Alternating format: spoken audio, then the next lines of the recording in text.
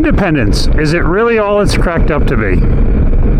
Hey, I'm John, your Mindset Moto guy, coming to you with your daily UpShift. So, independence. It's Independence Day. I'll hopefully be getting this posted this evening.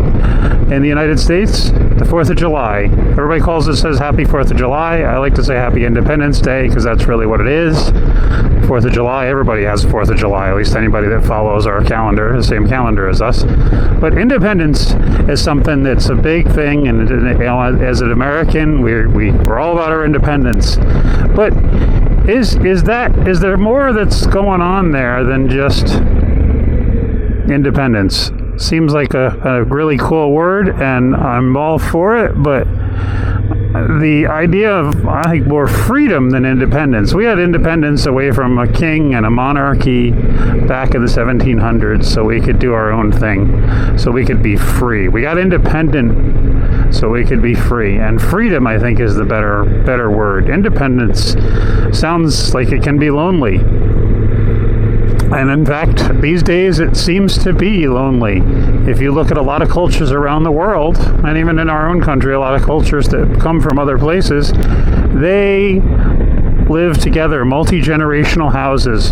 The kids and the grandparents and the parents, everybody's together. The families, big houses. The famous, my big fat Greek wedding, where the whole family lives in this little compound and in this one block. Everybody knows everybody. Everybody sees everybody. You got a whole pile of friends. And some of you might have big families, but some of you don't. I'm an only child. I have 2 kids, so they have each other. But if we look at being independent allows us to do things, but it also, we strive and we look towards being dependent on somebody or having somebody dependent on us. We don't thrive well without having some sort of companionship or business partner or coach or just somebody else to bounce ideas off of. There's always a craving and a need for some sort of connection, and we want to be independent. We don't want to be under somebody's thumb, but we at the same time we want to have somebody depend on us, or we want to be able to depend on somebody, or whatever the case is. And it's a natural thing as our species is to congregate. We're social animals. That's what we do.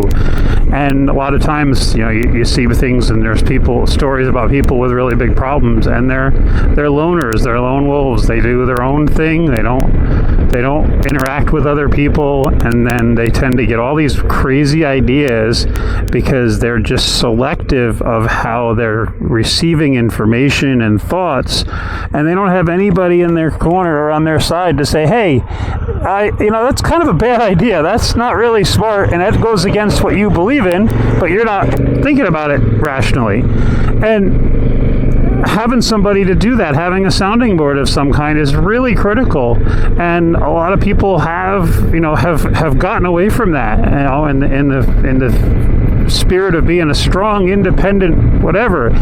And it's like, that's not a good solution. It's not a good way, and it really changes your perspective, and you end up in this really weird perspective oftentimes. And we see that somebody gets an idea, and then suddenly they become irrational, or they become really influenced by a certain kind of way. We see this with violent issues and things like that, where people just are isolating themselves, and then they pick up on an idea, and it just seems they relate just enough with it that they just run with it, and there's nobody there to tell them, hey, are you sure about that? That doesn't seem really that smart, and that doesn't seem like it's truly your thing.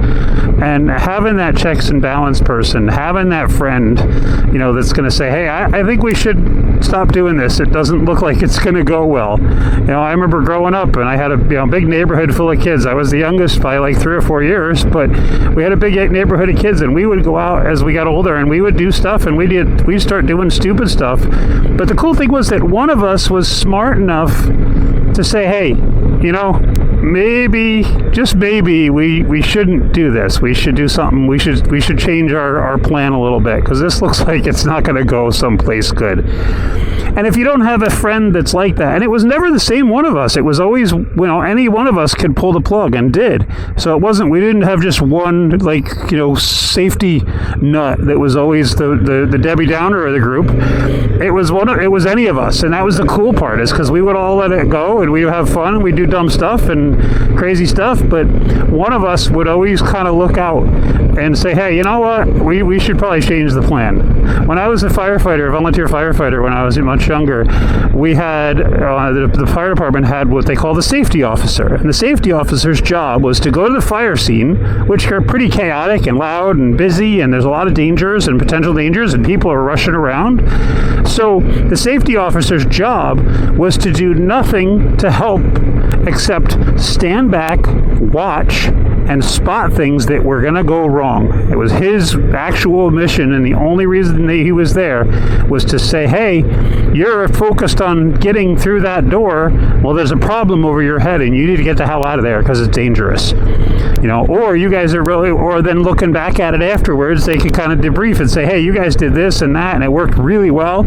I thought it was awesome, and I was looking at it from the outside. I didn't have a dog in the fight necessarily as far as the ideas go, and having that role was such a critical component that made firefighting a lot safer, having that safety officer, especially when you're working with volunteers that don't do this for a living, and they're not professional paid firefighters that do this every day for 30 years. These are guys, everybody volunteering, they're doing their best, but having somebody out there to watch for them was important.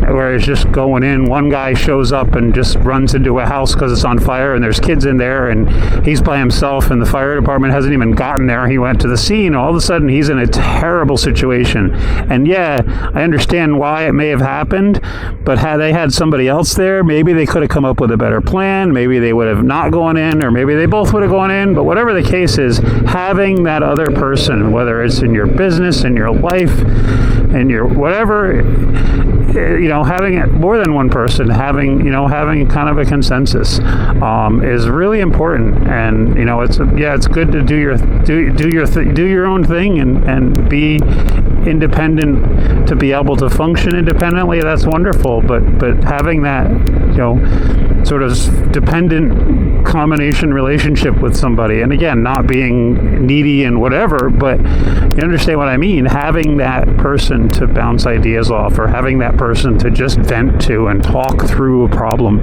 My mentor Doug, I'll send him a message once in a while, send him a message with a question, and time will go by, and he won't get back to me, and normally he's good at getting back to me if I ask him something. And then maybe 2 days goes by, and I message him back and say, yeah, I did this, I figured that out. So I really didn't need his answer, but I needed to voice it to somebody besides me. And then even though he didn't physically answer, he answered by being quiet, because he knew I had the answer inside me. But without having that person to bounce the idea off, I was really kind of stuck. So that's, and yes, other times he'll chime in, and if I seem off base, he'll chime in and give me some feedback. But again, sometimes the unsaid thing was very powerful.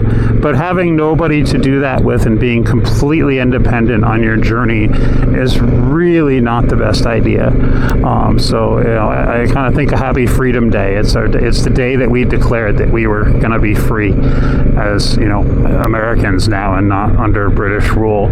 So the independence thing, yes, but the freedom thing, I think, is a much more telling way for me in my brain to understand that. If that makes any sense to you guys, I'd love to hear it. So with that, it's getting dark. I'm going to start heading in and get off the roads, because the deer are out and it's the 4th of July, so the inebriated drivers are probably going to start coming out, heading for fireworks. So I'm probably going to get off the road here soon. But with that, I'd love for you, if you're interested, if you look down in the description below this video, there's a link, upshiftyourlife.com, and it brings you right into my free community that I have. It's an amazing place we're building. You can really be part of the building structure with it, and we're going to be doing a lot of great things in there, including even an event coming up this Sunday night at 7. So go ahead and click in there and join me. You can always, if you don't like it, it's free. If you don't like it, you can get out. There's you're not committing to any crazy thing. It's just a link right into the Facebook group, and I'd love to share more of this in a little bit more intimate kind of setting than I can here on YouTube. So with that, ride well, ride often, and have a great day. Ciao.